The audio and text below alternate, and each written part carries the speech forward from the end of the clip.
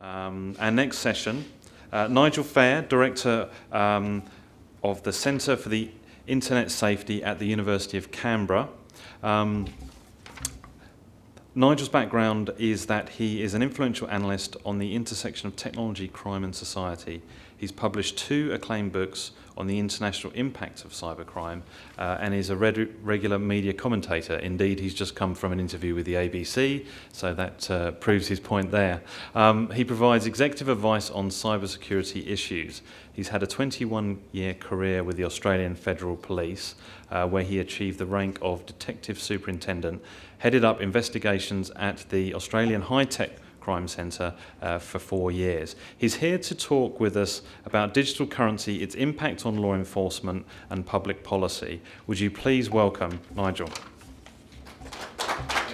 Thanks very much. Now, I think we've got a couple of slides. No, we did a workaround. We did a workaround. We just came up with one photo, which I'll explain. Maybe. He's a great techie guy. It's off my phone. Thanks very much for the invitation. It's great to be here this afternoon. As per the intro, I'm from Canberra, so if I just sort of forget about you guys for a while and start looking at the great view, really don't be afraid, don't be perturbed. It's all pretty good. So I did spend 21 years in the Australian Federal Police, and when I joined back in 1989, and there's probably a few of you in the room that weren't even born then, it was a completely different environment, as you can well imagine. And if you are thinking, I didn't join when I was 14, I just look young for my age. So when I started off, I'm from Sydney originally, and I went back to Sydney, and I worked for the first 8 years doing drug investigations. And so what we would do for that is we'd go out to the airport when customs would ring us up, and there'd be someone there with a whole lot of drugs strapped to them or in their bags or trying to bring it through some sort of cargo means. And of course, that was all great. They'd bring the drugs in with the idea of money going somewhere, but we were really focused on sort of the drugs. After about 3 or 4 years, I did a secondment to what was then known as the National Crime Authority. It's now known as the Australian Crime Commission today. And they had a completely different philosophy for doing drug investigations, and it was all focused on money laundering.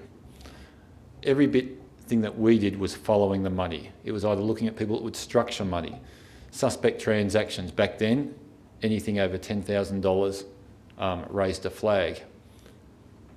And everything, all these briefs were created, and surprise, surprise, after doing all this money laundering investigations, the rainbow at the end was a drug importation. So you lock these people up for drugs, essentially doing no work on the actual drug importation itself. So that was all pretty interesting, and back then, it was a fractionally different regime too for money laundering and the investigations and goods in custody. We'll take it through for a few years, and I won't bore you with the rest of my career. If you get me a few beers tonight, I will. But 2003, and my very good friend and I, Alistair McGibbon, and I set up what was then known as the Australian High-Tech Crime Centre. And so, April 2003, we had a really interesting, I'm going to use a buzzword here, a good paradigm shift. It was the first ever phishing attack that happened in Australia.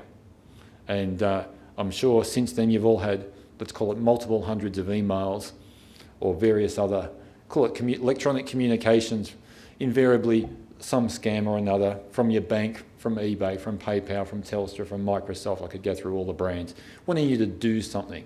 Click on a link, fill out your details, whatever. And so we sort of used a bit of the old National Crime Authority ethos there and thinking, thought, we've got no idea where these criminals are.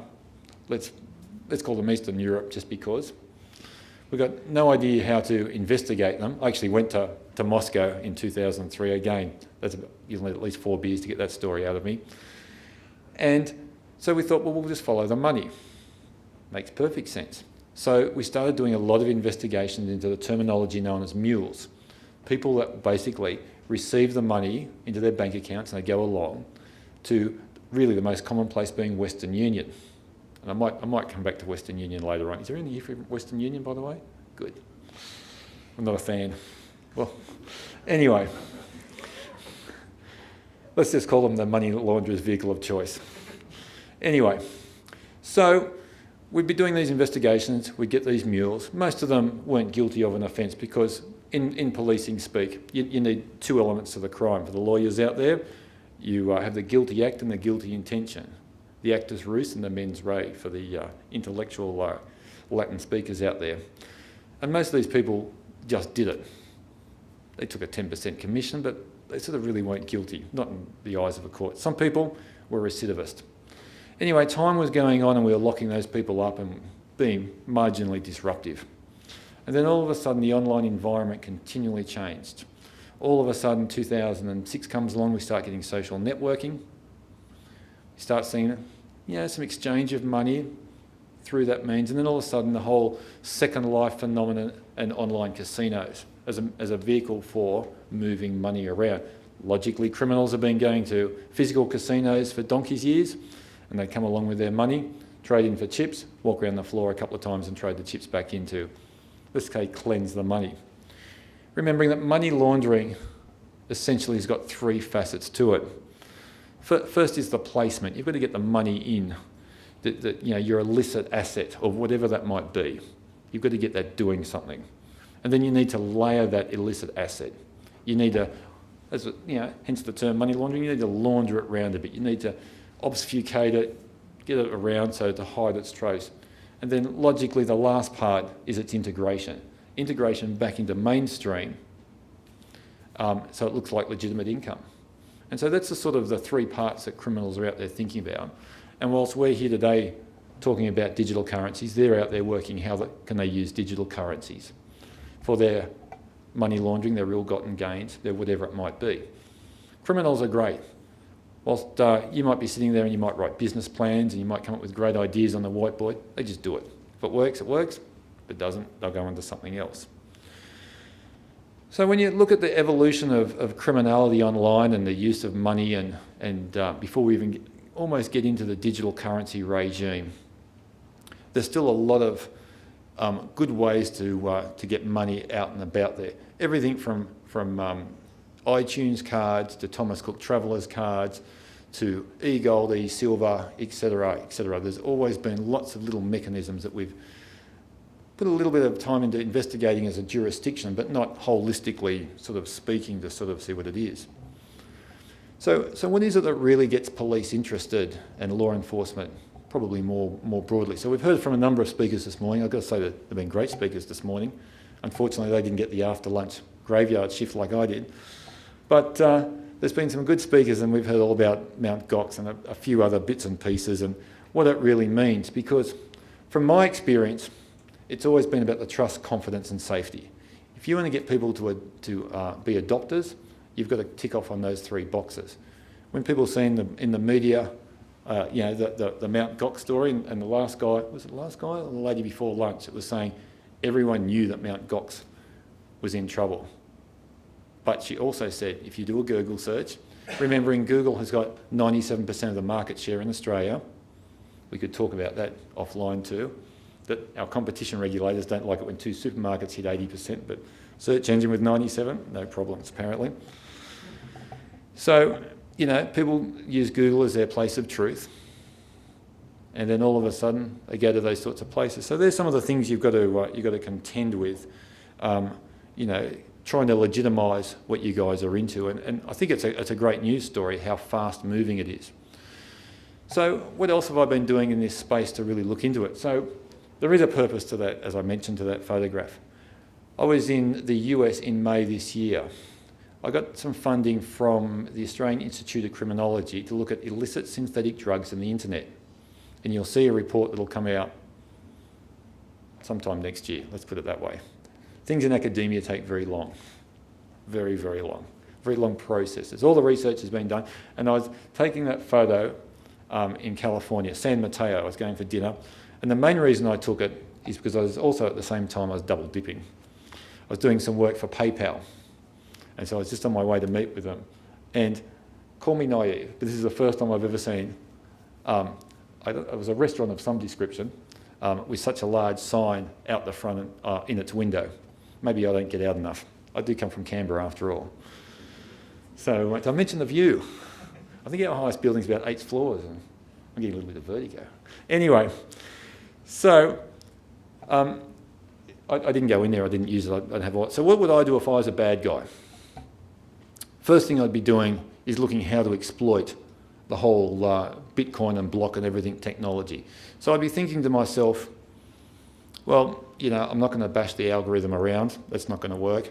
So the logical thing goes back to my remarks earlier from April 2003 in phishing. If I was looking to get into an organisation to steal either the blocks of the Bitcoin, the infrastructure around it, maybe deface a website, remembering it's all about the trust, safety and confidence, if I can etch away at any of those, that's what I'd be doing, most probably via a social engineering attack. So I'd be looking at either some sort of attack on the web app that runs whatever your website is and whatever the system that you are running. That can be done by a variety of different ways, or looking at hitting the staff, either your customers or clients. I'd be looking to steal it, get on my own device, have multiple, just make my own encryption keys and have multiple wallets on my device and go around and do that sort of stuff. So, you know, it's a pretty interesting sort of thing. Doing the research, again, going back to law enforcement, really the only reason law enforcement knows about Bitcoin, and it was mentioned earlier this morning, is because of the whole illicit drug scenario and the Silk Road 2, and also Black Market Reloaded for those that know about that website as well. Recommend you go to those websites actually. There's plenty of dodgy stuff, there's plenty of scammers there, there's a surprise. And when law enforcement have looked at it, and I think this is probably the regulatory environment we're in, it's all of a sudden, here you are trying to, I wouldn't say trying to legitimise, maybe that's not the right terminology, more legitimise a digital currency, and you're always going to get that pushback of drugs. It's all about drugs. I mean, that's what sort of people are going to think of, and that's what the injects you're going to get against this. And when you look at the Silk Road environment, it really has been quite dynamic, as much as they've taken down two big ones now. Black Market Reloaded is bigger by volume and still out there. It works under a different system, but still uses digital currencies and other mechanisms to pay. But when you look at, you can import drugs, let's call it anonymously, and you can pay, let's call it anonymously. Law enforcement don't like that. So my takeaways for you guys in your path to get acceptability might be more terminology. I don't know. You guys probably know better than I do. Bring law enforcement in on board, I would argue, right at the outset. They're going to need tools. They're going to need techniques. What is it that you can help them with those tools and techniques to do their job? There's a range of them. And police obviously need to upskill themselves. They need to be aware, for example, that if they're talking to someone and they need to know what sort of offences they're talking to that person about, when they're going through their mobile phone or their smart device, how to look for what could be a digital wallet. There's a thing called Section 3LA of the Crimes Act 1914, and it allows a police officer to make representation to a magistrate for a person to, hang on, I've got it written here somewhere, to assist anyway. What it is, it comes out of the realm of online child exploitation, where the police would find a suspect, they'd have all their images and they'd be heavily encrypted. And so the person would go, I'm not giving up my encryption keys because I'm going to be guilty of an offence if I do. So this Section 3LA came in some years ago, and it came in with a penalty of 3 months in jail originally. And so people that do online child exploitation were smart enough to realise I can do 3 months in jail for still not giving up my keys, or if I give them up, I'm going to do it several years. So about 18 months ago, Section 3LA, the penalty for that got increased to 2 years in jail. So police officers can make representation. It's not just for that offence. Can make representation to a magistrate who will give an order to people with encryption keys. It's not just encryption keys, it's also passwords, etc. So that's a bit of background. I'm happy to take questions. A quick bit of background. I can talk about that picture some more. Thank you, Nigel. That's great. We've got the roving mic here.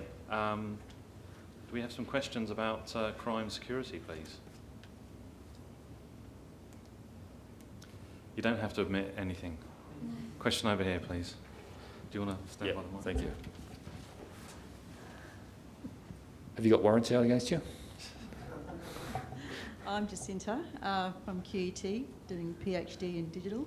But I have 18 years in Queensland Police Service. So from a state point of view, where's your suspicion, though, under the Crimes Act in order to get someone's phone to look at encryption keys and that sort of thing? I know under the State Act you've got to have some suspicion under the PPRA. So what under the Crimes Act, what is your suspicion for getting a key perhaps for a wallet for Bitcoin? Sure. So so picking up on the word suspicion being quite a low level, it's not belief. You're only suspecting someone. So it's a pretty low threshold. Firstly, logically you're investigating an offence that's taken place, and this is going to be subsidiary or part thereof the offence. So you would have the suspicion of maybe drug importation, for example, and you're trying to follow the money bit, perhaps. That's just an example. Is that what you're thinking of? Or? Yeah, but can you hear me? Yeah. But say if you're investigating, okay, you pull someone over, say a traffic offence, a simple offence, and okay, do you have any powers under that Crimes Act to have a look at their phone, to have a look to see, say if you have another suspicion or something, so is it connected at all to a simple offence? I guess is what I'm trying to say. Oh, okay. Not really. No. No. So if I was a police officer and I pulled someone on a traffic offence, I'd really got no reason to look at their smart device. You know, I might look around and check for bald tyres. I might smash an indicator light. I mean, yeah. The old ham, cheese and tomato. Yeah. But I'm not saying it's a bad thing, but it's a good thing. Yeah, I'm all for disruptive technology. I'm all for people doing this sort of stuff. I'm just sort of covering off, getting you guys to. I suppose my thought process is getting you guys to think about who else is interested in what you're doing, and it's law enforcement, and how can you help them. But if they're conducting another investigation, and they've got suspicion, dare I say even reasonable grounds to believe where you need to get a search warrant. You could also maybe even draw that logical out to goods in custody. You know, police officers, if they do a vehicle stop and there's a whole wad of cash there, and it doesn't look like it fits, they'll do goods in custody. Maybe you could argue that on the device. Bit of a stretch.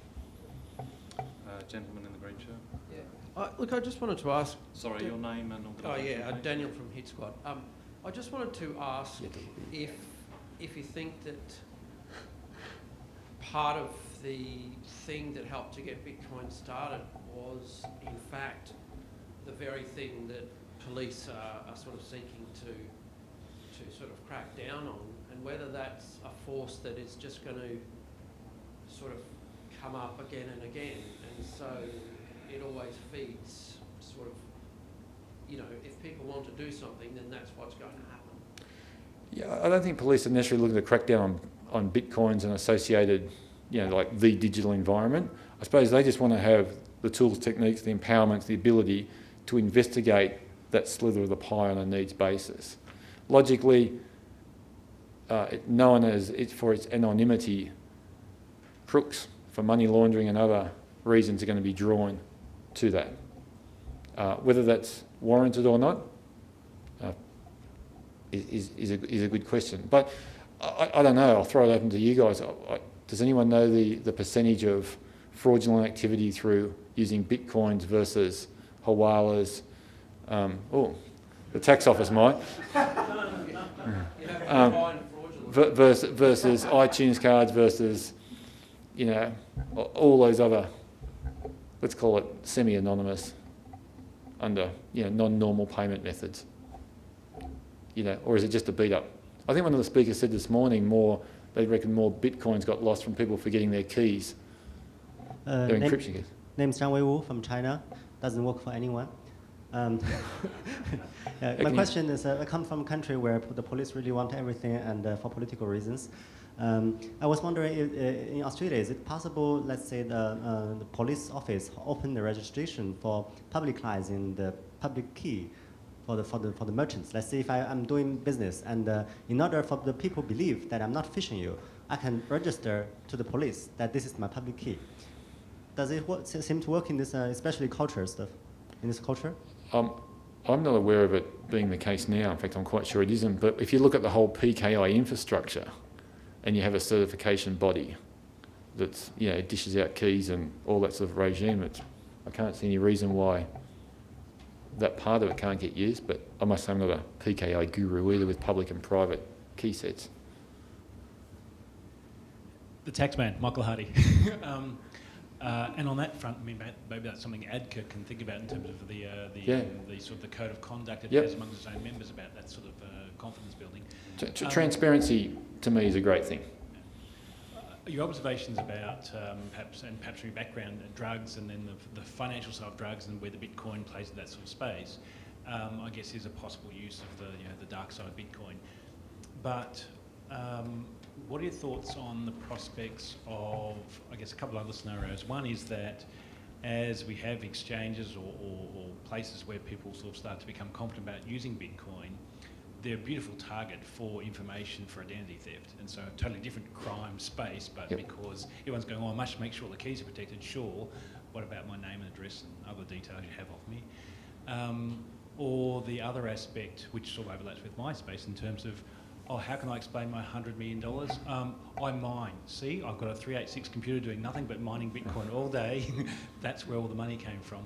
What are your thoughts about those aspects of either explaining wealth or whatever, or I guess tangential crimes which may not be per se on the Bitcoin or the cryptocurrency, but because these are now spaces where information for other crime now exists? Yep. No, great question. So on identity theft is a great enabler from both sides of the coin for crime. It's a great pickup by criminals doing their other criminal activity. If they can harvest your name, your date of birth, the more factors they can put to it, the more valuable it is, your credit card, your CVV2 track number, etc., etc.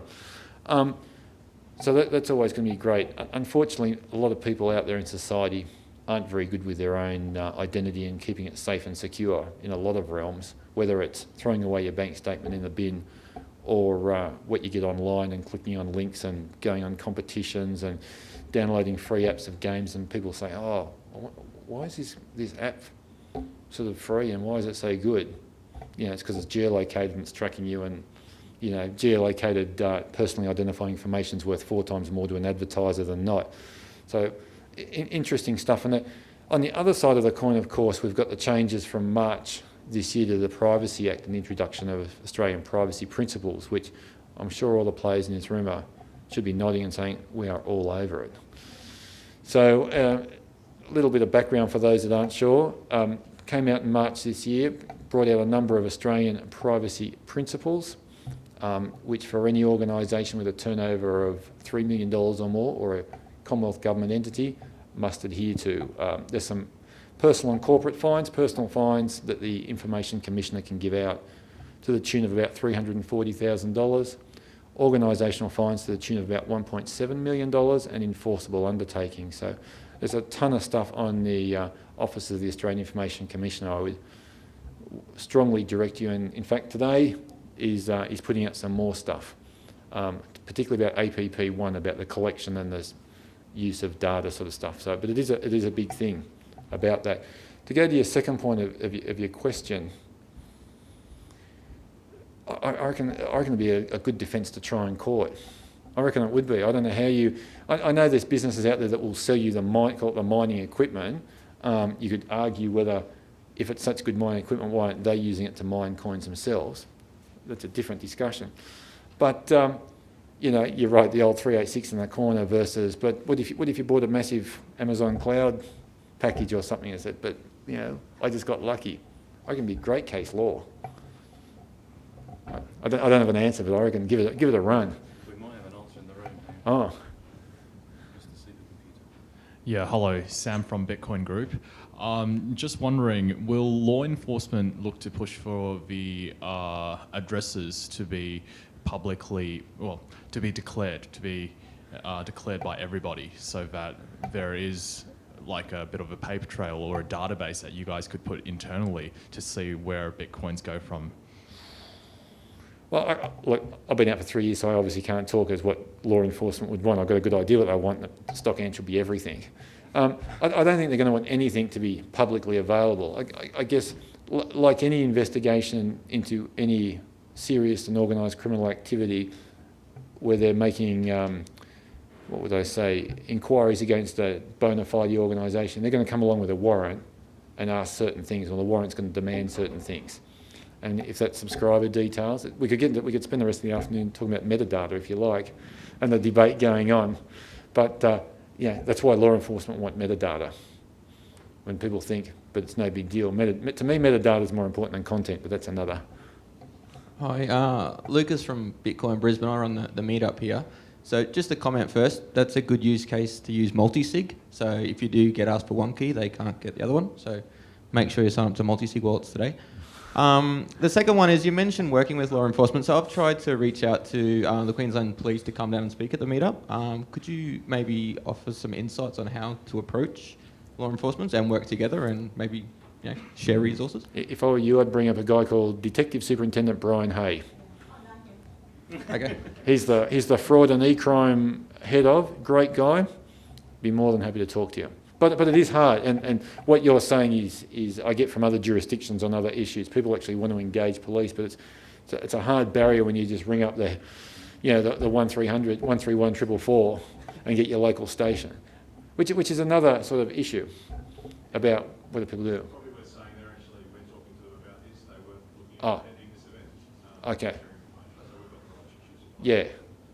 Yeah, so if you guys have a chat afterwards, I think that'll be very beneficial on all sides, because not only, Brian actually is a great guy, but he also gives a damn too, which is fractionally rare sometimes in law enforcement. But that is a hard thing for people that have a bad online experience is, logically, if your car gets broken into or you lose your wallet or whatever, you go to the local police station, they'll make a report and they'll kind of maybe possibly do something about it. If you go along, or one of your subscribers goes along and says, something's happened to my coins, they'll look at you rather blankly. Which is part of that education of law enforcement. It's not just education to get them to investigate these crimes, it's also to skill them up so they know a little bit more about it. And we've seen some really interesting moves with the police upskilling on things like Facebook and social media, particularly for children. So it does happen very quickly. Yeah, absolutely. We've got time for one more question. Anyone else like to ask away? No? Okay. Look, please join me in thanking Nigel Fair. Thanks very much, Nigel. I appreciate it. And we do have drinks later, so we will get those stories from you.